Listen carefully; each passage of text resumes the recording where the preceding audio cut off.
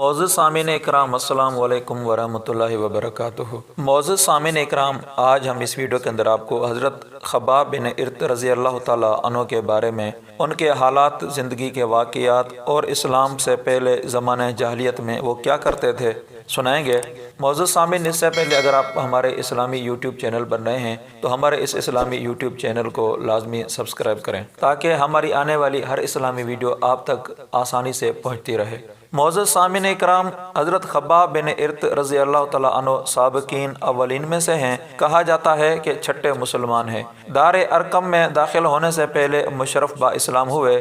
آپ رضی اللہ تعالیٰ عنہ ام انمار کے غلام تھے۔ جب آپ اسلام لائے تو ام انمار نے آپ کو سخت ایذائیں پہنچائی۔ ایک مرتبہ حضرت خباب حضرت عمر رضی اللہ تعالیٰ عنہ سے ملنے گئے تو حضرت عمر نے آپ کو اپنی مسند پر بٹھایا اور یہ فرمایا کہ اس مسند کا تم سے زائد کوئی مستحق نہیں مگر بلال۔ اس پر خباب نے عرض کیا کہ اے امیر المومنین، بلال بھی مجھ سے زیادہ مستحق نہیں، اس لیے کہ ان شدائد و مصائب میں بعض مشرکین مکہ بلال کے تو حامی اور ہمدرد تھے مگر میرا کوئی بھی حامی نہ تھا۔ ایک روز مشرکین مکہ نے مجھ کو دکھتے ہوئے انگاروں پر لٹایا اور ایک شخص نے میرے سینے پر اپنا پیر رکھ دیا تاکہ جنبش نہ کر سکوں، اور پھر کرتا اٹھا کر پشت پر برس کے داغ دکھلائے۔ حضرت خباب رضی اللہ تعالیٰ عنہ فرماتے ہیں کہ میں زمانہ جاہلیت میں لوہار تھا، تلواریں بنایا کرتا تھا۔ ایک بار عاص بن وائل کے لیے تلوار بنائی۔ جب قیمت کے تقاضے کے لیے آیا تو عاص بن وائل نے یہ کہا کہ میں تم کو ایک کوڑی بھی نہ دوں گا جب تک محمد صلی اللہ علیہ وسلم کا انکار نہ کرو۔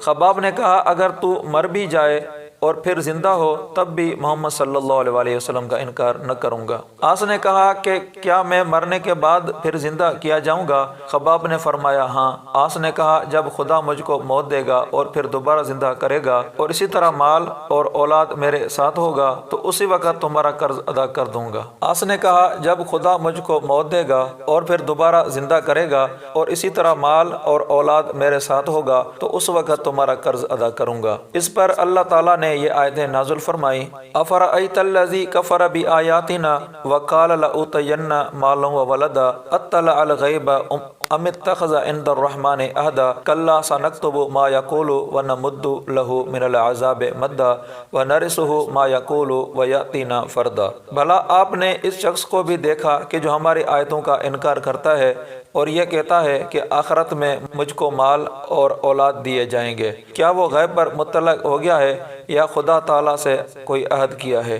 ہرگز نہیں، بالکل غلط کہتا ہے۔ جو بھی زبان سے کہتا ہے ہم اس کو لکھ لیتے ہیں تاکہ قیامت کے دن اس پر حجت قائم ہو اور اس پر عذاب بڑھاتے چلے جائیں، اور جس مال و اولاد کو وہ کہتا ہے اس سب کے ہم وارث ہوں گے اور وہ ہمارے پاس مال اور اولاد سے خالی ہاتھ آئے گا۔